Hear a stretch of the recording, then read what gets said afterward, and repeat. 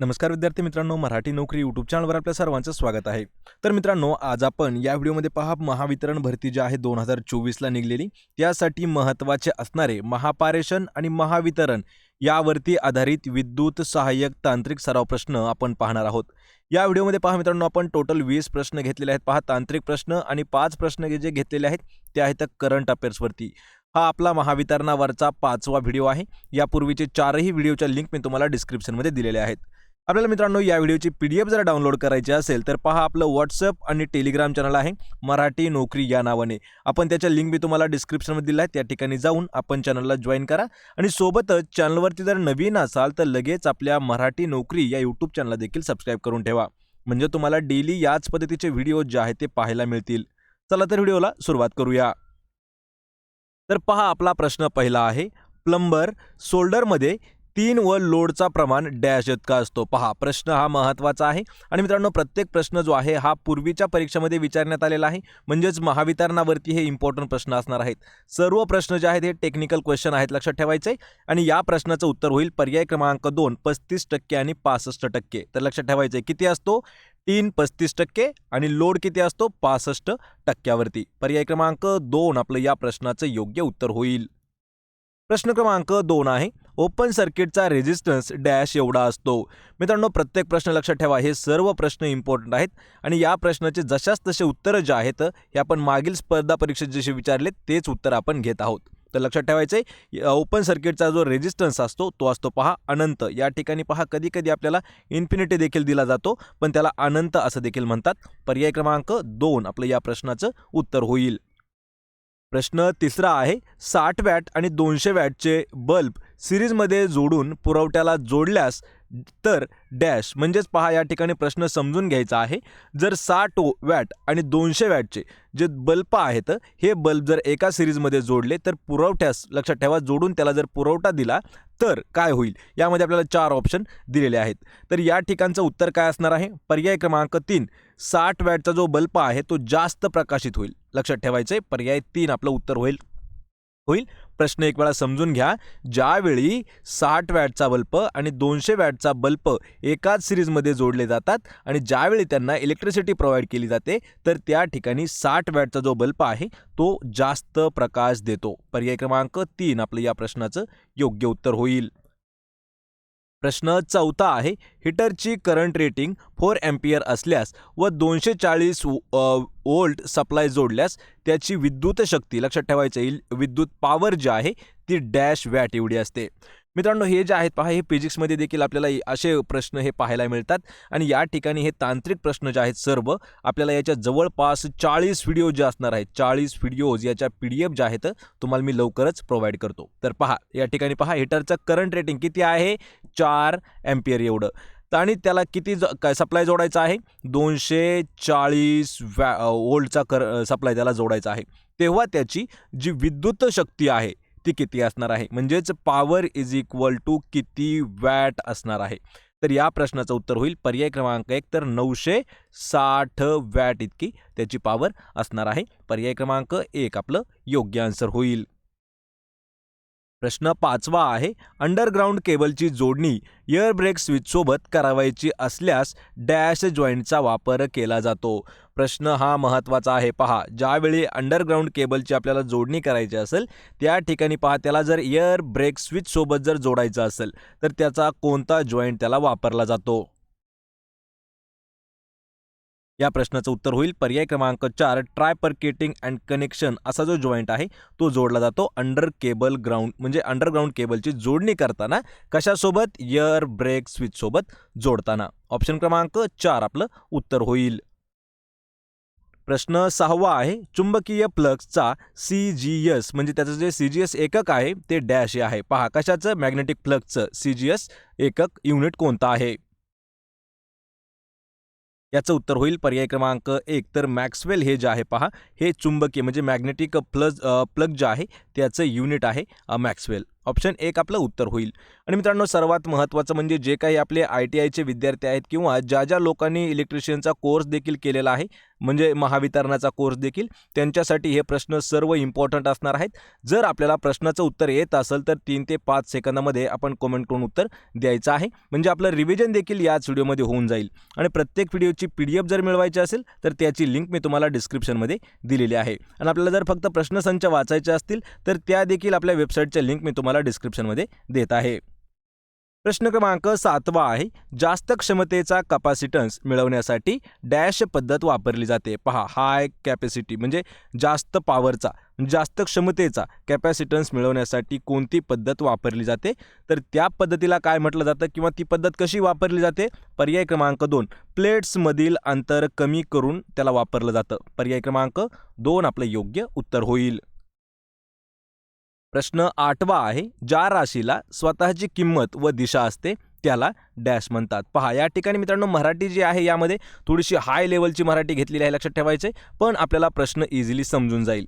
ज्या राशीला स्वतःची किंमत व त्याची एक दिशा असते त्याला काय म्हटलं जातं, तर त्याला म्हणतात पहा पर्याय क्रमांक 2 सदिश राशी. ऑप्शन क्रमांक 2 आपलं या प्रश्नाचं अचूक उत्तर होईल.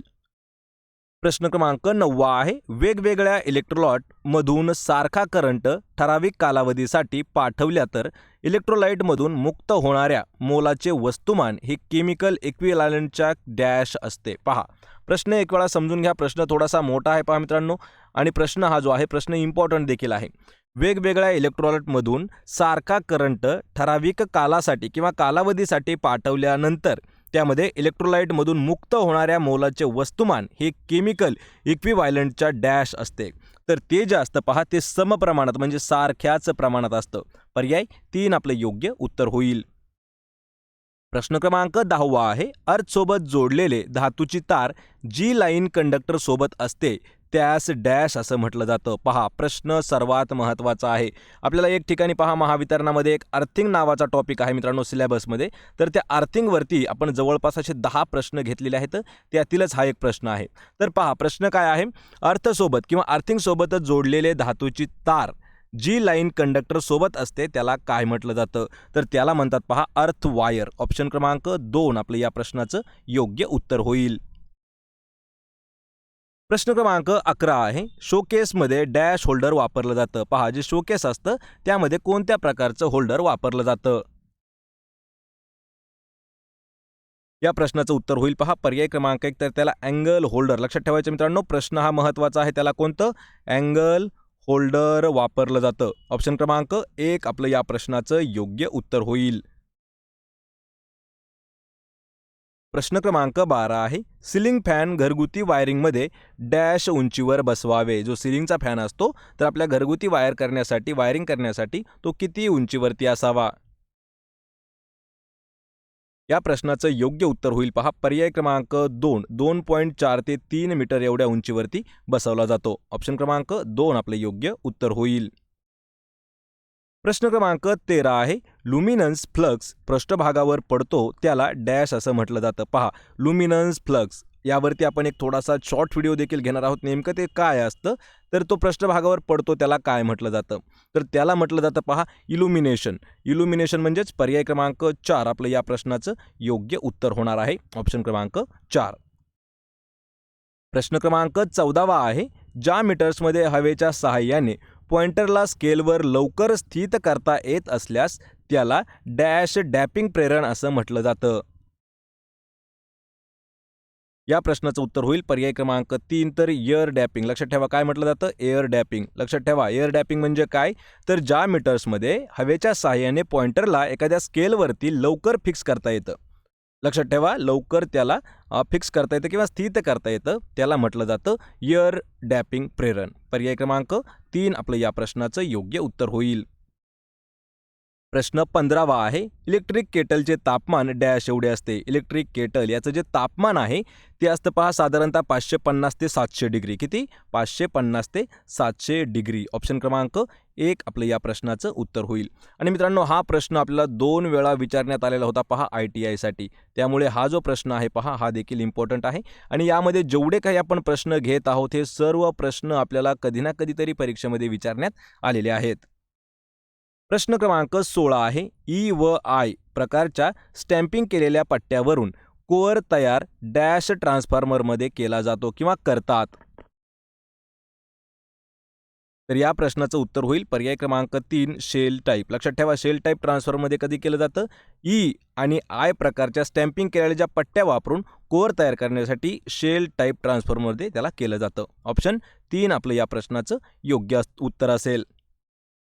प्रश्न 17वा आहे, आर्मेचर कोअरचे लॅमिनेशन केल्यामुळे डॅश कमी होते. आर्मेचर कोअर जे आहे त्याला लॅमिनेशन केल्यामुळे काय नेमकं कमी होतं? तर कमी काय होतं? पर्याय क्रमांक 4 एडी प्रवाह लॉसेस जो आहे तो होतो कमी. ऑप्शन 4 आपलं उत्तर होईल. प्रश्न 18वा आहे, सिरीज DC मोटर चालू करण्यासाठी डॅश स्टार्टर वापरले जाते. पहा मित्रांनो, महत्त्वाचा प्रश्न आहे. DC मोटार, लक्षात ठेवा, DC मोटार चालू करण्यासाठी कोणतं स्टार्टर वापरलं जातं?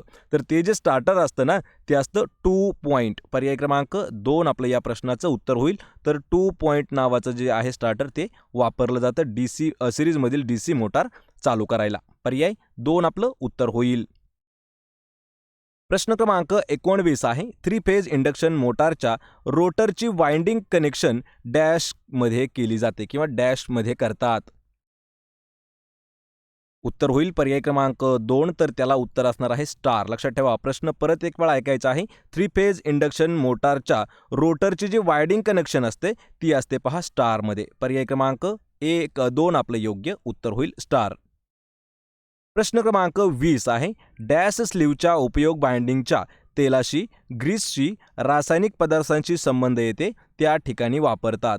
आणि या प्रश्नाचं मित्रांनो अचूक उत्तर होईल पर्याय क्रमांक 4 PVC. लक्षात ठेवा, PVC स्लीवचा उपयोग जो आहे तो तेलाशी, ग्रीसची आणि रासायनिक पदार्थांशी संबंध येतो त्या ठिकाणी वापरण्यात येतो PVC. ऑप्शन 4 आपलं उत्तर होईल.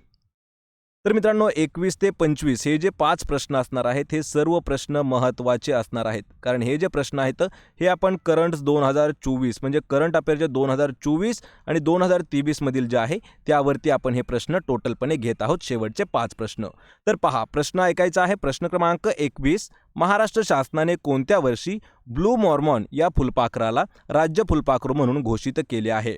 हा प्रश्न मित्रांनो आपल्याला विचारण्यात आलेला होता पहा तलाठी भरतीसाठी. लक्षात ठेवा, यापूर्वी आपल्याला प्रश्न विचारला काय जात होता की महाराष्ट्र राज्याचं राज्य फुलपाखरू काय आहे? तर त्याचं नाव आहे ब्लू मॉर्मॉन. आणि हा प्रश्न पोलीस भरतीला हमेशा विचारला जातो. पण या ठिकाणी प्रश्न विचारलाय की त्या फुलपाखराला राज्य फुलपाखरू म्हणून कोणत्या वर्षी घोषित केलं?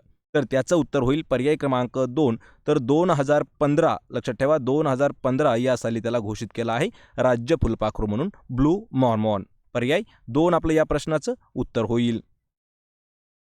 प्रश्न क्रमांक 22 आहे, अखिल भारतीय मराठी नाट्य परिषदेच्या अध्यक्षपदी कोणाची निवड करण्यात आलेली आहे?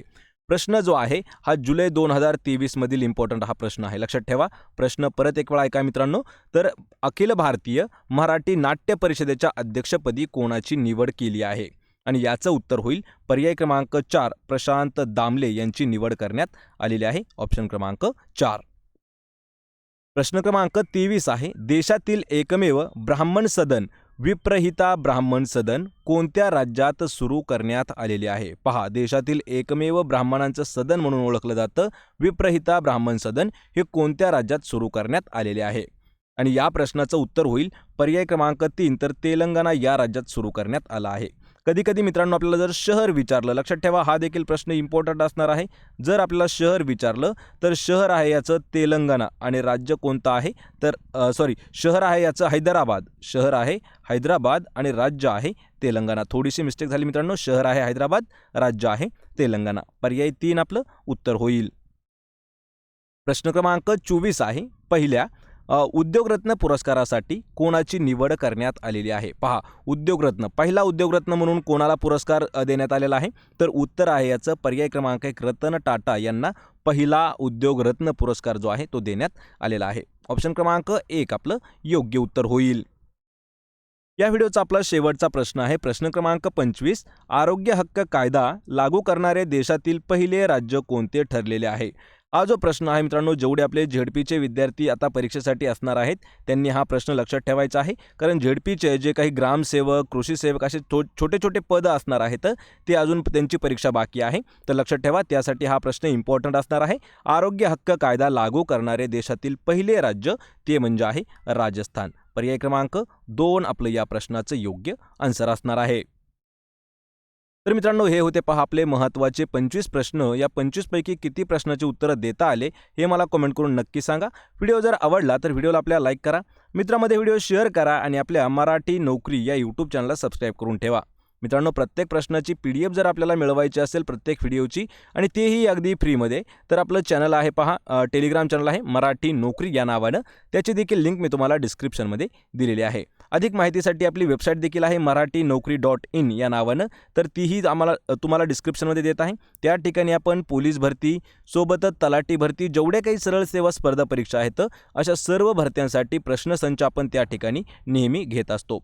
आपण भेटूया पुढच्या एका अशाच नवीन व्हिडिओमध्ये. तोपर्यंत जय हिंद, जय महाराष्ट्र.